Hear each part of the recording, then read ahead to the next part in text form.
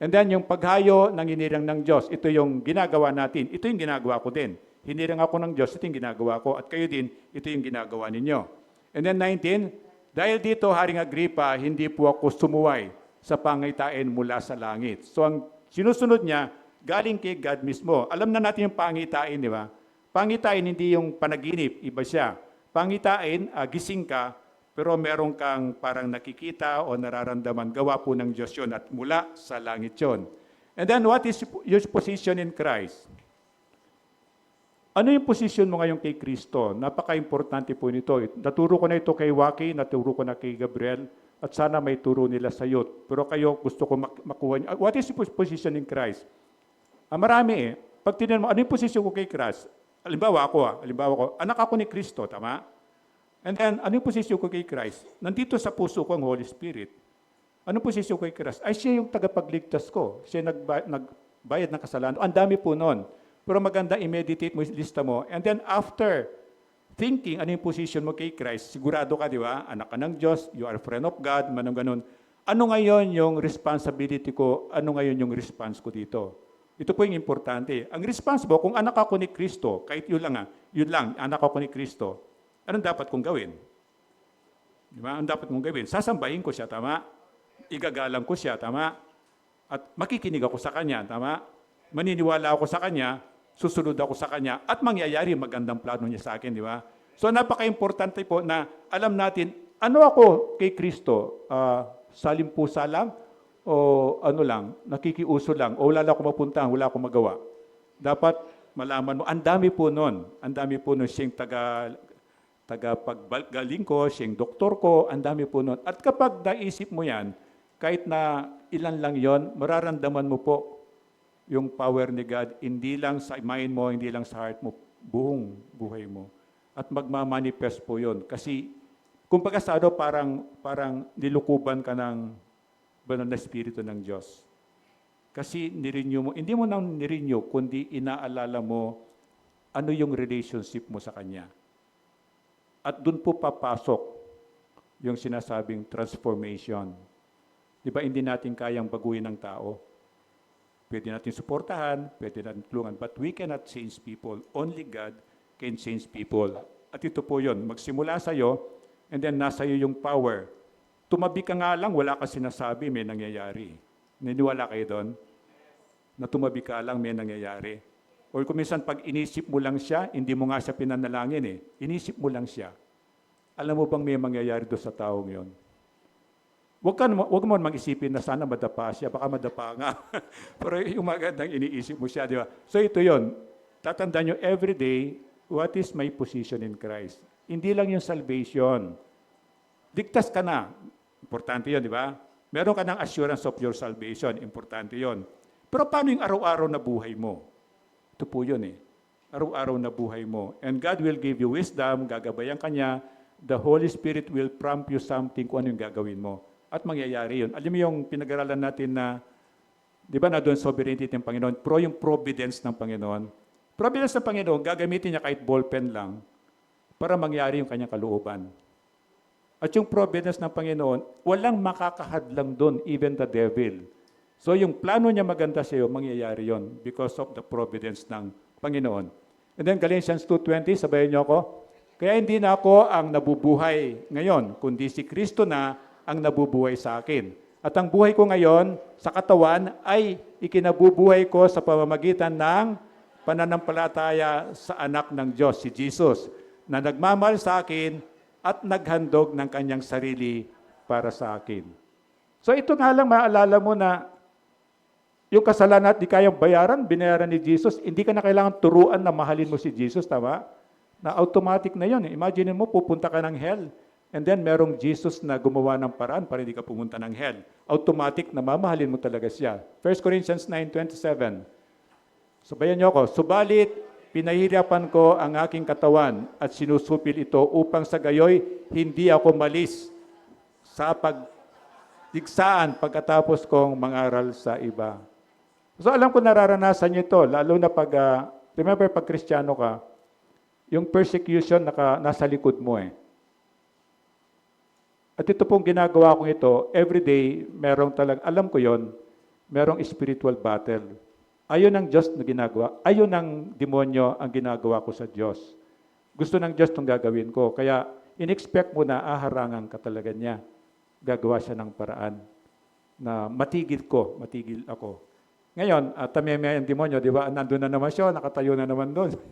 So, nagpaplado na naman yan. Pero hindi siya talaga mananalo po eh. Kaya lang ma-i-interrupt niya, maloloko niya, makapagbigay siya ng takot marami. Pero tatandaan ninyo, we are already overcomer. Tapos na tayo doon. Even Jesus, natalo na niyo po yon. Nanggugulo lang siya. Alam mo yung sabi niya ng Bible, devil is like a roaring lion. Para siyang leon, nagabang para lapain kanya. Pero tandaan mo, kaibigan, yung leon na yun, wala siyang pangil. Tinanggalan ng ngipin. Kahit ganunin ka, walang magagawa kasi wala siyang ngipin. Ganun po siya. Kaya lang, pag hindi mo inalalang Diyos, matatakot ka, di ba? Matatakot ka. Parang ako natakot ako na nagkakatok sila. Baka tulog. Alis, di ba? Katok sila, doorbell sila, tulog. Tapos, naamoy nilang may mabaho sa taas. Patay na pala ako ng ilang days, di ba? Yung mga ganon na. Pero hindi niya gagawin yun eh. Hindi ahayaan na mangyari ng Diyos. Pero bilang tao, nararamdaman mo yon. And you have to face the reality. Kaya salamat at merong Facebook. Salamat merong Messenger. And then, mas magandang sumunod kapag tinawag ka ng Diyos. Huwag ka na po magdalawang isip. Ito na lang. Kahit ayaw mo, sunod na lang. And then, tandaan ng tunay na Kristiyano, yung pagsunod natin ito, kung masunurin kay God, ito yung pagsunod mo o yung obedience na to, ito yung malinaw na tandaan ng tunay na Kristiyano. Ang tunay na Kristiyano sumusunod. And then, sa pagsunod mo, mararanasan mo po yung kapangyarihan ng Diyos. Kasi nandun siya. Napupunta sa yung kapangyarihan na yun eh. And then, mananampalataya ka, bigay din ng Diyos yon. Di ba, remember kanina, sabi niya parang grace, kaloob niya. Dahil sa pagsunod mo, dapat ang title niyan, nakalimutan po, yung pagsunod, obedience. And then, ito yung katibayan ng pagmamahal ng Diyos sa iyo. Again, lahat naman pananampalataya, kahit ako, yung buhay ko, itong kakayahan ko ngayon, bigay ng Diyos to. Wala akong sariling akin. Yung pagkain ko, bigay lahat ng Diyos yan. Kaya nga, nakita pag may dalang pagkain, dumidiretso sa kwarto, o supply ko po ng 1 week yon. So, huwag ka mag-alala. Alam ng Diyos kasi yon. Ang gagawin mo lang, sumunod. Kahit ayaw mo, sumunod. Kahit mahirap, sumunod na lang. And then 20, nangaral ako una sa Damasco, saka sa Jerusalem at sa buong lupain ng Judea, at gayon din sa mga hentil. Ipinangaral kong dapat silang magsisit tumalikod sa kanilang mga kasalanan, lumapit sa Diyos, at ipakita ang kanilang pagsisisi sa pamamagitan ng mga gawa. Dito po tayo mahina. Dito. Dito kailangan talaga natin pagtutukan ng Kristiyano ka tayo, di ba? Kristiyano tayo. Tapos konting bagay lang, nakikipag-away ka na. Tapos konting pagkukulang sa iyo ng tao, tampururot ka na, di ba? So, ito yon. Ang tunay na pamamagitan ng gawa, gamitin mo yung binigay sa iyo ng Diyos. Anak ako ng Diyos, kaibigan ko ang Diyos. Kapatid kita kay Kristo, bakit kita aawayin? Ito po yun. Kapatid kita kay Kristo, bakit kita lulukuhin? Ito pong ganon. Automatic dapat yun. Dapat magsisimula sa iyo. Kaya sabi niya, kahit na kinlim mo na Christian ka, ito po yung i-practice natin sa pamamagitan ng gawa. Kasi pag pinagsisihan mo yung halimbawa yung bisyo, pinagsisihan mo yung bisyo, from the start, sabi ni John the Baptist, di ba? Pagsisihan mo, anong kasunod nun?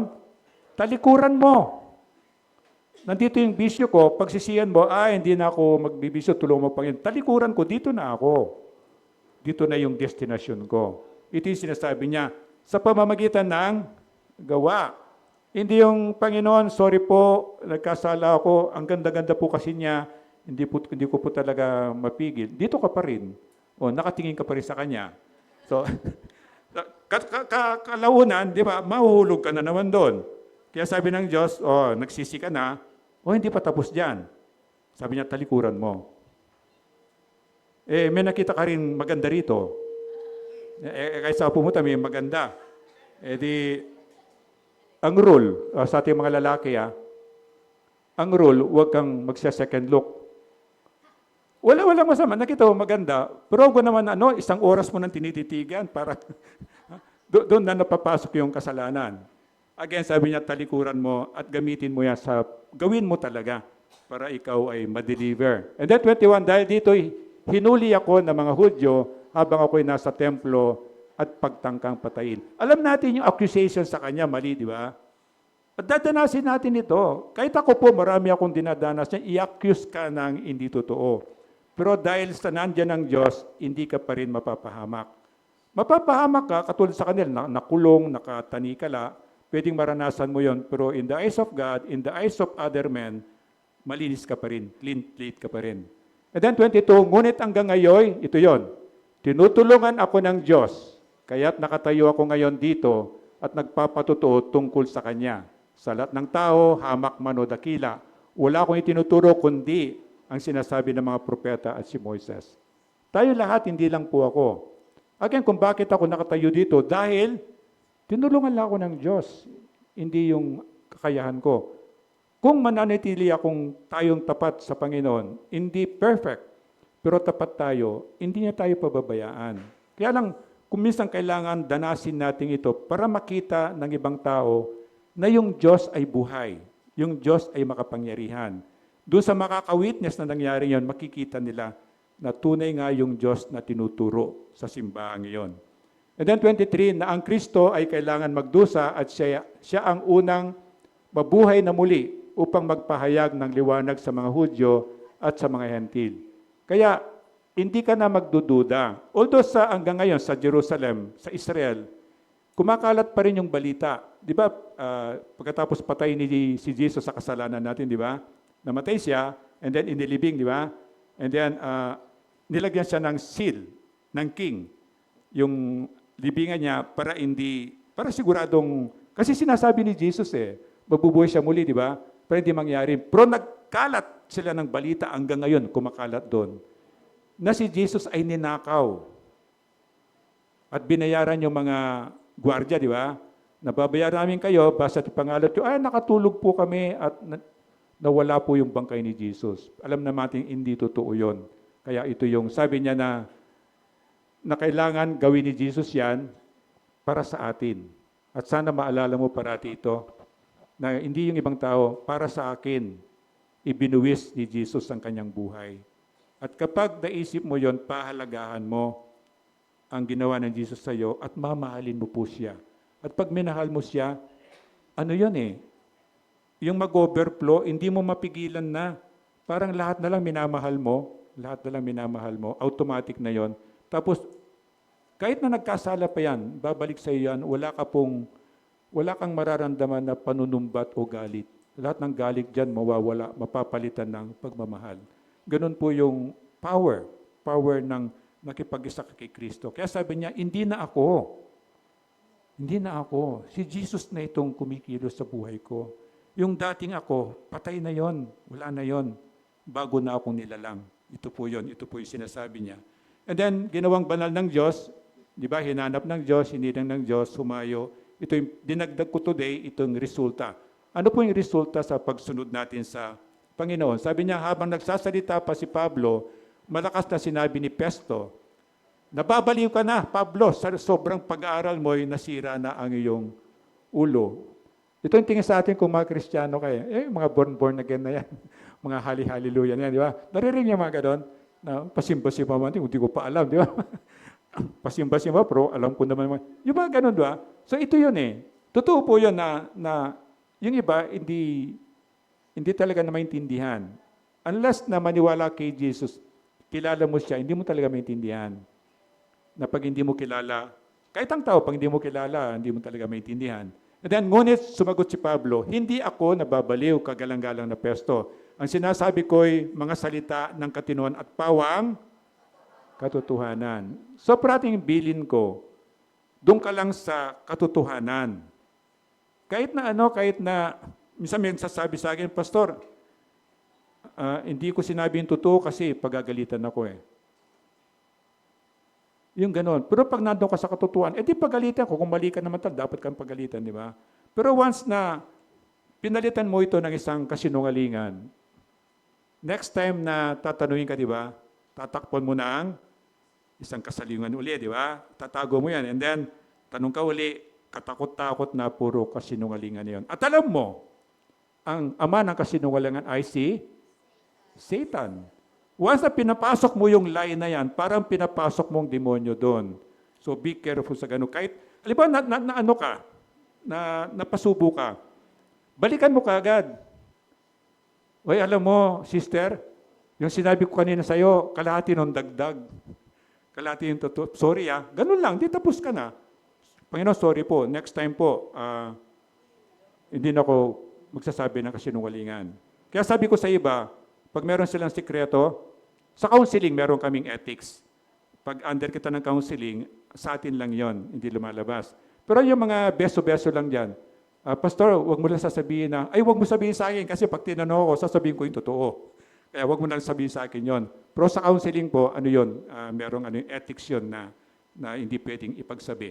So tatandaan nyo yung katotohanan, importante sa Diyos. Yeah, sabi ni Jesus, ako yung katotohanan. Nalalaman po ninyo, Haring Agripa, ang tungkol sa mga bagay na ito. Kaya malakas ang loob ko magsalita sa inyong harapan. Tiyak na hindi lingid sa inyo ang mga ito sapagkat hindi sa isang sulok lamang nangyayari ito. Remember, itong kinukwentong ito, mga ano to mga 25 years ago na, 25 years na yung pagkabuhay na muli ni Kristo. So, marami ng information, di ba? So, most people, sabihin natin dalawa ang information nila. Ang pinakamalakas na information is nabuhay sa muli. And then may mga kontra na hindi siya nabuhay na muli. Pero sa 25 years na yon, kung ikaw ang nandun, malamang convinced ka na, tama? Kung ano talaga yung dapat mong paniwalaan. Hindi siya kahapon nangyari, hindi nung last month For the past 25 years nangyari. Kaya parang ikaw mismo, kahit hindi ka turuan, magkakaroon ka ng self-judgment o magkakaroon ka ng choice, kumbaga. And then 27, Haring Agripa, naniniwala ba kayo sa mga propeta? Alam kong naniniwala kayo. Kasi that time, wala pa silang New Testament Bible. Ang Bible nila is Old Testament pa lang. At lahat ito memorize nga nila yon, di ba? They live by the law, kumbaga, by the numbers. Kaya alam nila yon. At si Agripa, alam niya lahat yan. Bilang pinuno, alam mo yung nangyayari sa bayan mo, di ba? At remember yung sabi niya, gusto kong marinig ang sinasabi ni Pablo. Doon pa lang meron ka ng hint na meron siyang gustong marinig tungkol kay Pablo sa pagpapatutuo ni Pablo. And then sinabi ni Agripa kay Pablo, sa palagay mo ba'y may hikayat mo akong maging Kristiyano sa loob ng maikling panahon? Siyempre sabi ni Pablo, parang ako. Sabi niya, Pastor,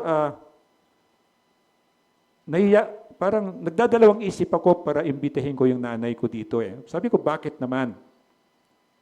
Kasi sabi ng nanay ko, pag pumunta ako doon, dodoktrinahan lang ako ni Pastor. Pag tinanong ako, yun talaga gagawin ko. Kasi yun ang mandate sa akin ng Panginoon So yun ang mandate talaga sa akin. Talagang, pag ayaw mong tanggapin yung regalo ng buhay na walang gan, hindi naman sarcastic. O sige, kung yun ang desisyon mo, irerespeto ko. Kung talagang gusto mo sa impyerno, ano magagawa ko? Kasi kailangan mo sabihin yung totoo. Hindi yung sugarcoat na parang cake, di ba? Para lang, hindi Kasi there is a sense of urgency. Paano naman tayo kinabukasan yun? Mananagot ako sa Diyos. Alam mo yung utos ng Diyos sa akin, tsaka sa inyo? O pakinggan nyo, ito yung utos ng Diyos. Kapag hindi mo binigyan ng warning ang isang tao at napahamak yon, ikaw ang mananagot sa Diyos. Pangalawa, pero pag binigyan mo siya ng warning, hindi siya naniwala, wala na akong pananagutan sa Diyos. Kaya ako po, meron akong pananagutan. Kasi kapag napahamak kayo nang dahil sa pagkukulang ko, hindi ko sinabing katotohanan, mananagot po ako sa Diyos. Asan yung pinagkatiwala ko sa yung dalawang kaluluwa doon? Ano sasabihin ko sa Panginoon? Panginoon, ang kukulit kasi. Hindi po nakikinig, tinutulugan lang ako. Hindi accepted yun Tapos pupunta nakikikain lang. Tapos ang Ano pa, nag-worry ako, puro na lang sa kape ng kape. Ang lakas pang magasukal, di ba? Hindi po pwede acceptable sa Panginoon yon. Ang concern ng Panginoon, yung kaluluwa ng taong yon. Hindi mo siya binigyan ng warning, kaya mananagot po ako sa kanya. Kaya kapag nagiging stricto ako sa inyo, pagpasensyahan niyo ako kasi ayaw ko mapahamak kayo. And then 29, sumagot si Pablo, maging sa maikli o mahabang panahon, loobin nawa ang Diyos na hindi lamang kayo, kundi ang lahat na nakakarinig sa akin ngayon ay maging kagaya ko, maliban sa tanika lang ito. So ito pa rin po yung natin, sinusunod natin. Sa abot na makakaya natin, alam ko nakikita ko kayo, inaalagaan nyo yung mga kaibigan nyo, tapos nagtitsaga kayong mag-invite, kahit na parang galit na sa inyo, next time din ako sasama doon, ang taas-taas, walang elevator. Pero nagtitsaga ka pa rin, kasi mahal mo. Kaya mo siya mahal, kasi nararamdaman mo yung pagmamahal ni Jesus sa iyo, di ba? So hindi ka magsasawa talaga. Tapos pinapanalangin mo yan eh. Kaya pag pinapanalangin mo, kahit kaaway mo, later on, mahal mo na yan, di ba? Po yung gayon. Kaya sabi niya, maging kagaya kanila, kasi nga yung natututunan mo kay Kristo, ginagaya natin si Kristo. And then pagkatapos, tumayo ang hari. Ang gobernador, si Bernice, at lahat ng kasama nila. Umalis sila para mag-meeting. Di ba? Anong pinag-meeting na? Lumabas sila at nag-usap-usap. Ang taong ito'y walang ginawang anumang nararapat sa hatol na kamatayan o pagkabilanggo. From the start, nakita nyo, lahat ng paratang sa kanya, hindi talaga mapatunayan. The same, nalala nyo, the same kay Jesus. The same kay Jesus. Lahat ng klase ng hukuman din na si Jesus, pero wala silang nakitang kasalanan. But again, kailangan pa rin silang parusahan. Hindi dahil sa may kasalanan sila. Yung parusa ng mundo, kailangan niyang danasin para, alam mo yung sacrificial lamb, para maniwala ang tao. Kailangan merong ihahandog na buhay. Yung buhay na handog. So doon pala makikita mo, si Jesus the same, wala siyang kasalanan. Pero pinatay siya, di ba? Pero pag naalala mo yon, dahil sa iyo, dahil sa akin, dahil sa lahat. At yun, kapag naisip mo yon, wala kang yung pride, yung pangit, lahat ng pangit na ugali natin, ano po yon? Para silang nawawala, nabubura. At mararamdaman mo sa puso mo, mapapalitan yun ng pagmamahal, ng respeto. Alam mo yung ganon, na napakasarap po. At ito yung gusto nating maranasan ng iba. Maranasan nila yung sarap ng buhay na kasama si Kristo. And then last verse natin, at sinabi pa ni Agripa kay Festo, kung hindi lamang niya hiniling na dumulog sa emperador, mari na sana siyang palayain. Hindi pa rin pwedeng palayain, tama? Kasi ang plano ng Diyos na binigay sa puso ni Pablo, makarating siya ng Roma. At ang Roma, ito po yung sentro ng religiosity. At dito maraming mga, hanggang ngayon naman, di ba, maraming mga Diyos-Diyosan, ito yung maraming maling katuruan. Na, ang alam ko kasi, nung sakristan pa ako sa Catholic Church, ang lahat ng messages nagagaling sa Papa. So kung ano yung message, alimbawa, ang text na ginamit is John 3:16. So kung ano man yung ginawa ng Papa na homily using the John 3:16, ito yung gagamitin ng lahat ng pari sa buong mundo. So merong uniformity, which is maganda. Kaya lang, nakakalungkot nga, pag pinakinggan mo, out of context. Hindi talaga yung ibig sabihin. Kasi pag nagbasa ka ng Bible, halimbawa sa Old Testament, that is thousands and thousands years ago. So titinan mo yung konteksto noon. Siyempre wala pang cellphone, wala pang kuryente, wala pang kalsada, wala pang sasakyan. So ito po yung nagkukulang lang kuminsan. Kaya kailangan talaga ang banal na espiritu para siyang tutulong sa atin. Paano mapupunta sa akin ang banal na espiritu? Mananampalataya ako kay Jesus. There's no other way. Kasi pag nanampalataya ako, naniwala ako kay Jesus, tatatakan niya ako, di ba? Anong tatak ko? Holy Spirit. Ito po yun eh. And then the Holy Spirit will be the one to help me. And then sabi nga niya, you don't even know how to pray, di ba? On what to pray. Pero sabi niya, the Holy Spirit will prompt you what to pray. Kaya pag nagpipray ka, di ba? Makita mo nagpipray ka, nagsimula ka na tapos nakapikit ka, di ba? Kasi pag di ka pumikit, pag nakita ka ng daga, titingnan mo yung daga, di ba? Madidistract ka. So nakapikit, tapos nakayuko kasi it's a sign of respect, di ba? So when you focus on prayer, natatandaan mo, alam ko naranasan nyo ito, kung ano-ano na yung pumapasok dyan, napipipray mo kahit na yung hindi mo man kilala, pati kahit narinig mo sa balita, and then makita mo, mamaya umiiyak ka na, then makita mo mamaya ang tagal-tagal mo lang mag-pray. Kaya napakaganda, meron kang tawag ng Bible, secret place, meron ka talagang lugar, doon ka lang nagpipray. Meron sinabi yung kaibigan ko kahapon, meron siyang, wala silang anak, may asawa siya, pero nagger, alam yung nagger na babae? Yung nagger. Oo. Di ba sabi ng Bible, mabuti pang matulog sa bubong ng bahay nilang lalaki kaysa loob ng bahay ang kasama niya ay asawang, yung ganun nga, di ba? So sabi ng kaibigan ko, may naisip ako, pastor, sabi niya, na bibili ako ng malaking tela, sabi niya, malaking tela. Tapos para daw siyang square. Ipapatahi niya, tapos merong butas siya dito sa taas. Tapos sabi niya, papasok ako doon pag magpipray ako. Tapos tatulukbuhan ko yung sarili ko. Siguro naman, sabi niya, pag nakita ko ng asawa ko, alam niya nagpipray ako. Sabi ko, di subukan mo. Sabi ko sa kanya, pero kilala ko yung asawa mo ako ganon.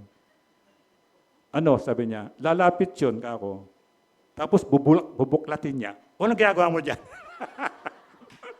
Ay, tama ka, sabi niya, mahal pa man din yung tela, sabi niya. Pero yung kaibigan ko naman isa, sabi ko, gano'n din, gusto niya mag-spend time with God.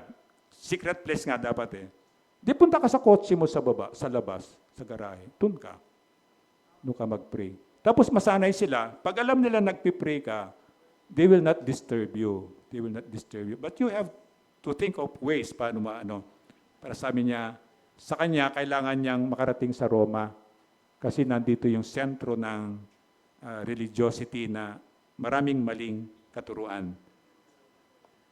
Kaya ipahayag si Kristo, ito yung mandate natin, kahit na maiksi lang na lakasan yung loob niya. Kung minsan nakakahiya, sa una lang po nakakahiya. Pero once na na-break mo yon, magiging lifestyle mo na siya. Magiging habit mo na siya. And then once na na-break mo yung, siyempre mahihiya ka pa rin kuminsan, pero meron ka na lakas ng loob. Galing sa Diyos yon. And then once na naging habit mo na yon, God will give you a divine appointment. Divine appointment. Ibig sabihin na, wala kang pinlano, and then makita mo bigla na lang, si God ang nag-arrange ng appointment. Dito parang dito, hindi ko naman kilala yung in-invite mo eh.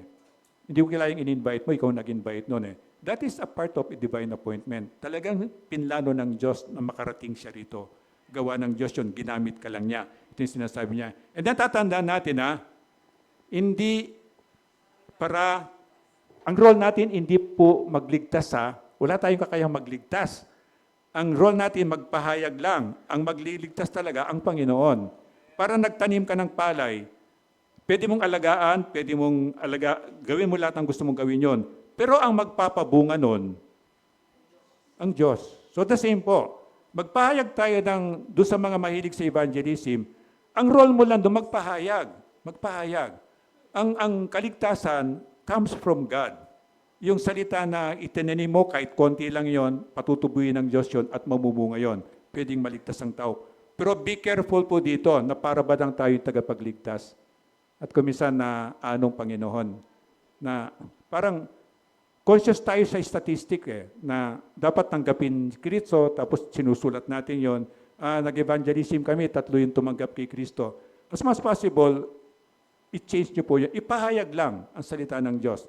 And then, hayaan natin ang salita ng Diyos ang mag-convict sa tao. We can lead them to prayer, pero wag nating kukunin yung role ng Diyos na tagapagligtas.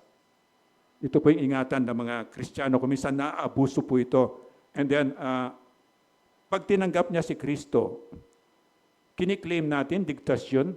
Tama? Ay, pastor, nanalangin siya, tinanggap niya si Kristo. Be careful. Only God know kung ligtas ngayon o hindi. Kasi baka mamaya kaibigan mo lang, umuulang yan, hindi ka mapaindian. Diba? Hayaan po natin pagdating sa decision. But we can assure them to, gusto mo tanggapin mo yung regalo ni Kristo, gusto mo manalangin tayo, okay lang po yon. But in your side, in yourself, do not claim na ligtas to kasi nanalangin siya, witness po ako doon. Be careful po doon. Kasi again, tatandaan, salvation is of God. Tayo magpahayag lang tayo ng salita ng Diyos. And then, katapatan, ito yung kailangan sa ating lahat. Tandaan yung no compromise, pinag-aralan namin kagabi ni Gabriel. Yung no compromise, ito po yung Christian tayo, pero dito tayo nagiging pumapalpak kuminsan. No compromise, yung kahit na, yun nga, parang kanina, yung lie, kahit na white lie pa yan, pink lie yan, lie pa rin yun. Yung mga ganon. O kahit na nagtampo ka, nagkasala ka pa rin to the point na yung taong yon. Masakit, nasaktan ka, nagalit ka, sa galit mo, nagmura ka na, nagkasala ka pa rin. Okay lang na magalit, but not to the point of sinning. Ito yung iiwasan po. Itong mga malilit na compromises na yan, para yun lang. No. Ang malaking kasalanan, maliit na kasalanan, pareho po. Magnakaw ka ng piso, magnakaw ka ng 1 milyon, pares lang yun. Huwag mo sabihin, piso lang yun eh. Nagnakaw ka pa rin. Kaya sa mga bata dito, kahit ano lang, kanina, cotton buds lang sa bata. Sinubo ng isa, Pastor, ko po siya ng cotton buds. O, tinawag ko, manghingi ka lang. Manghingi ka lang. Kasi magkakasala ka. Ano mang bagay na hindi mo, kahit anak mo po, turuan mo po, na hindi niya hiningi, pag nanakaw po yun. At nagsakasala yung anak mo, paparusahan po ng Diyos yan. O may consequence yun. Kaya tuturuan lang sila, umingi ka lang para maiwasan po nila yung magkasala. So no compromise, ipamuhay po natin yan. Tayo po tumayo para manalangin.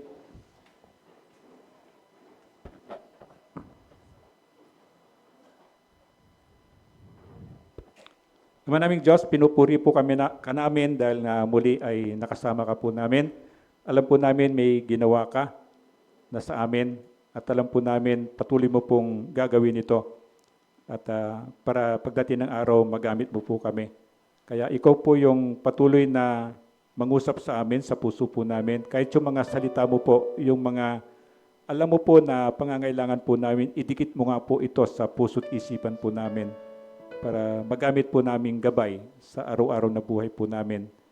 At ikaw po yung gumawa ng paraan para anuman po yung natutunan namin ngayong araw ay madagdag po siya doon sa mga tinuturo mo po sa amin para yung kalaunan po, yung pangarap mong buhay sa amin ay mangyayari po. At ako personally, nagpapasalamat po ako Diyos na muli ay binigyan mo po ako ng pagkakataon na masama po ako sa pangangaral po ng salita mo. Kaya tulungan mo rin po kami na pangalagaan po namin anuman po yung pinagkatiwala mo po sa amin. Mahalin po namin ito, Panginoon, kasi sa dami-dami ng tao, Panginoon, kami po yung pinili mo. Kami po yung pinili mo na pumunta rito, umakyat dito para makanig ka po namin. Kaya ikaw po yung patuloy na maalala po namin sa lahat ng panahon, Panginoon, maalala po namin yung mga katuruan mo po. At salamat din po sa pagkakataon ngayon na makapag-observe po kami ng Holy Communion na napakagandang utos mo po sa amin na habang inantay ka po namin, parati po naming alalahanin kung paano mo po binayaran ang kasalanan po namin. Samahan mo po kami na magawa po namin ito ng may kabanalan ng pagrespeto po sa iyo. Ito po yung dalangin ko, ito po yung dalangin namin sa pangalan ni Kristo. Amen. Pwede po mo po.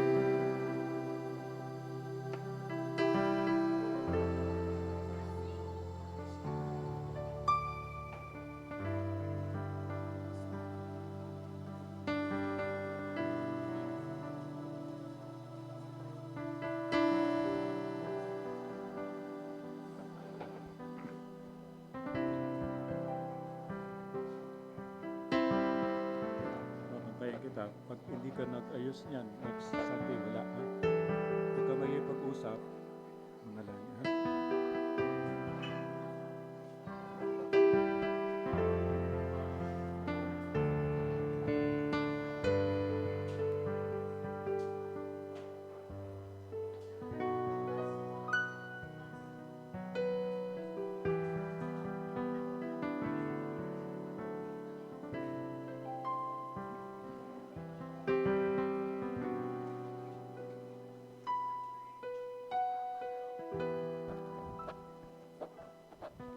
Opportunity po ito abang inaantay natin yung iba.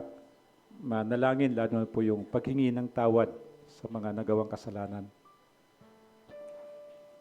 Kasi sabi ng Diyos, we have to take the communion in a worthy manner. Kapag ginawa po natin siya na may kabastusan, ang kaparusahan ng Diyos doon ay karamdaman. At ang sabi ng Bible, yung iba namatay na. So, huwag po siyang gagawing ritual o biro.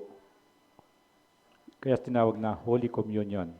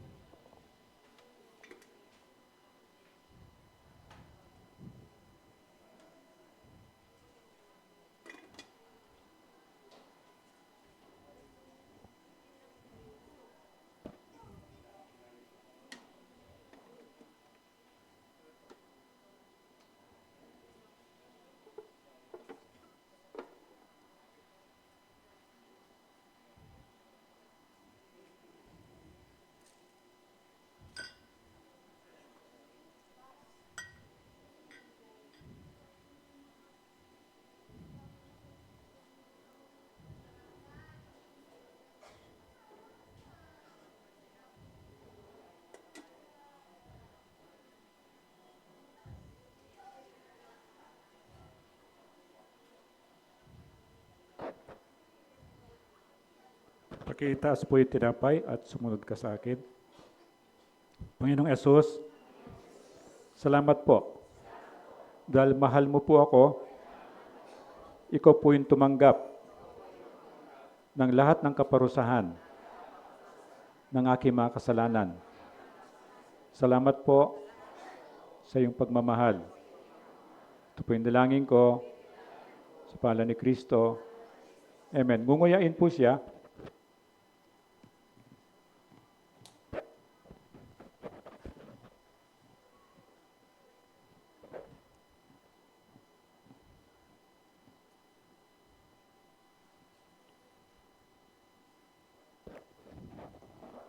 Pakitaas po yung cup. Panginoong Yesus, salamat po. Dahil sa dugo mo, nahugasan po ang lahat pong karumihan na dulot ng aking mga kasalanan. Ginagawa ko po ito bilang pagsunod sa utos mo na habang inaantay po kita, parati ko pong alalahanin kung paano mo po binayaran ng aking mga kasalanan. Salamat po. Ito po yung dalangin ko. Sa pangalan ni Kristo. Amen.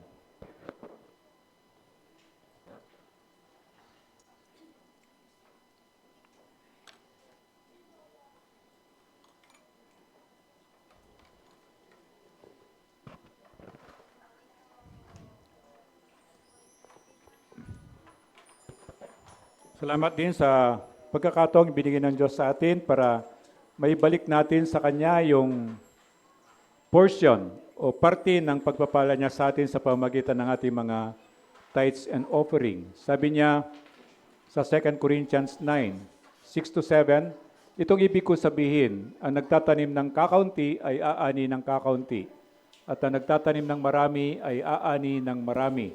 Ang bawat isa ay dapat magbigay ayon sa kanyang pasya. Maluwag sa loob at hindi napipilitan lamang, sapagkat inibig ng Diyos ang nagbibigay ng may kagalakan.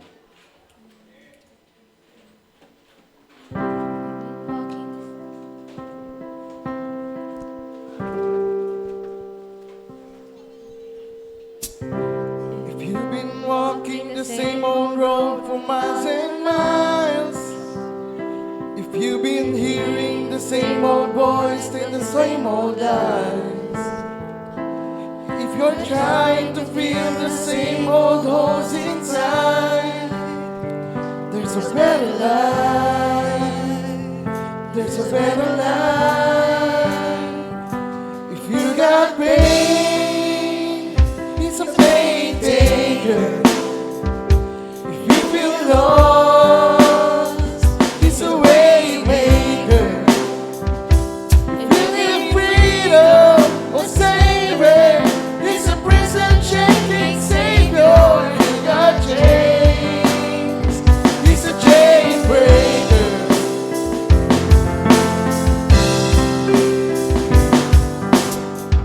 Don't search for the light of the day in the dead of night. We all found ourselves in the same old fight. Go on grinding, just in right. But there's better life, it's a better life. You got faith, it's a pain taker. You feel lost, it's a way maker. You need freedom or saving, it's a prison shaking savior. You got chains, it's a chain maker.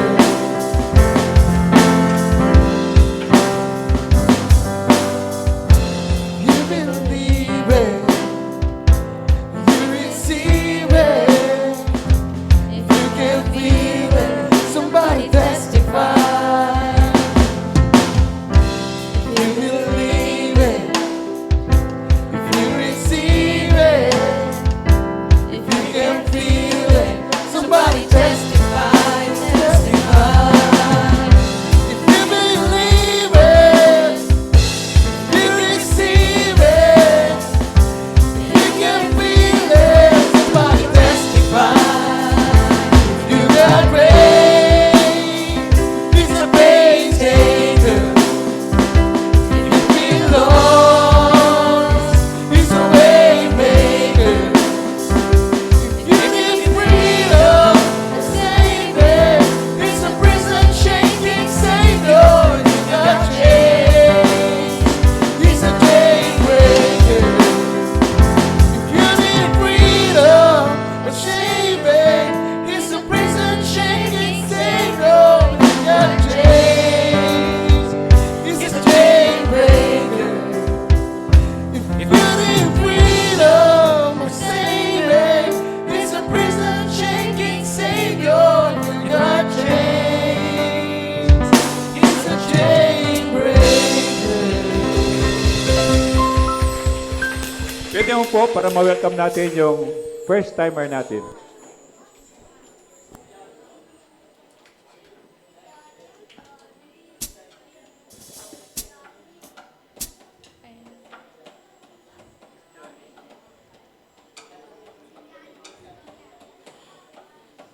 Si Jonathan Diaz.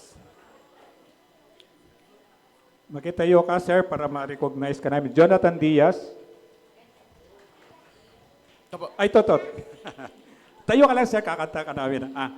And then si Andrew Pinheiro. Welcome po. And then si Jessaby Aguilon. Jessaby Aguilon. Ay, ka.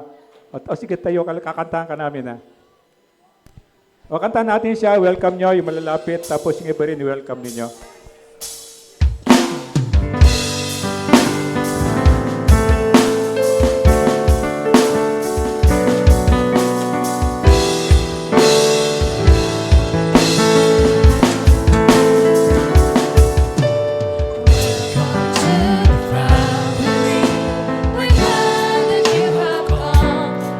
Makabalik ka tayo ulit.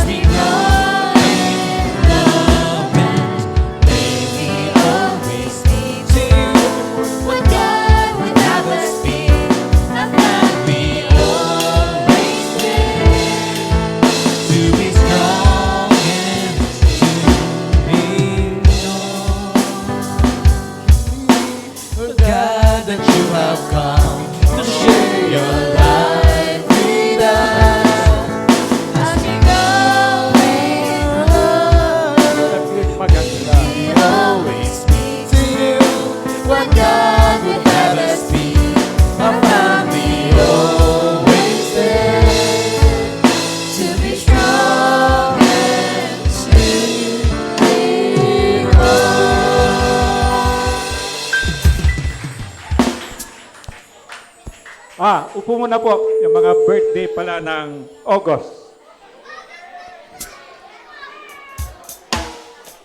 Kung wala ka sa listahan, birthday mo ng August, tayo ka na rin. Si Juliet Regis, Prince Nel Regis, Christina Lucille Sabayle. Tayo po kayo ha. Daniel Dispo, Ella Magpantay, Mian Castro, Rowena Alimanya, Janet Geno. Parang mali ata to. Number 8. Jennifer Geno Piagon. Ayun lang. So kung birthday mo, tayo ka pa rin, kantahan natin sila.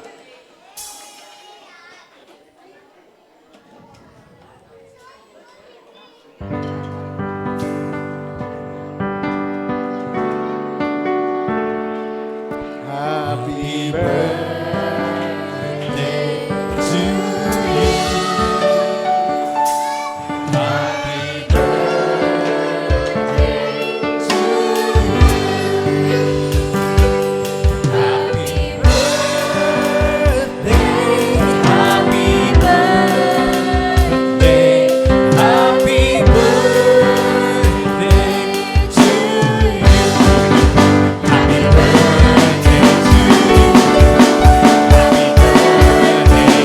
you.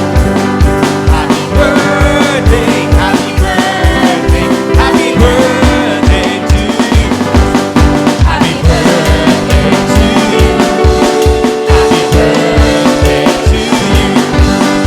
Happy birthday, happy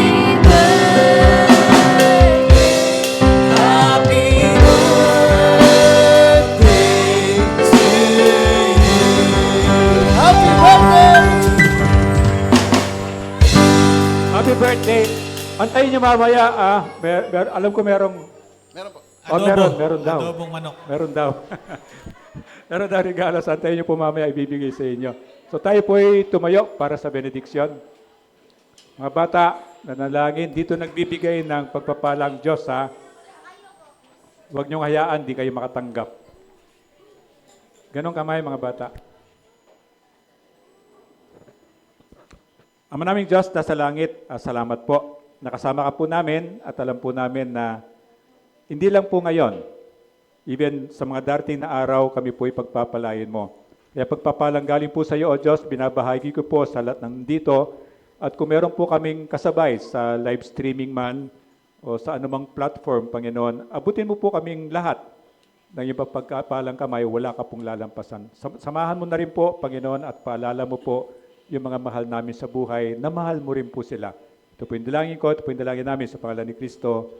Amen and amen.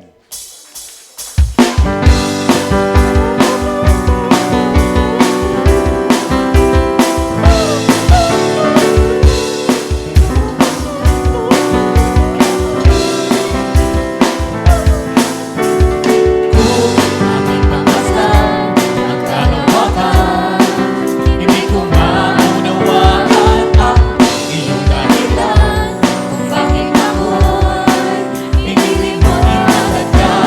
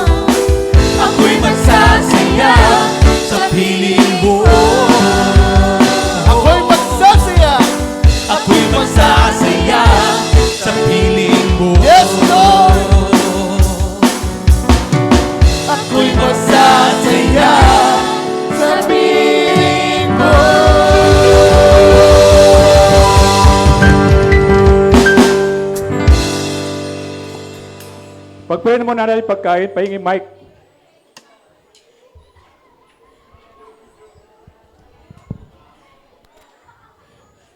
Kuya Joel, pag-pray mo yung pagkain natin. Ama namin Diyos, marami pong salamat o Diyos sa katatapos po naming gawain. Panginoon, kami po'y kakain.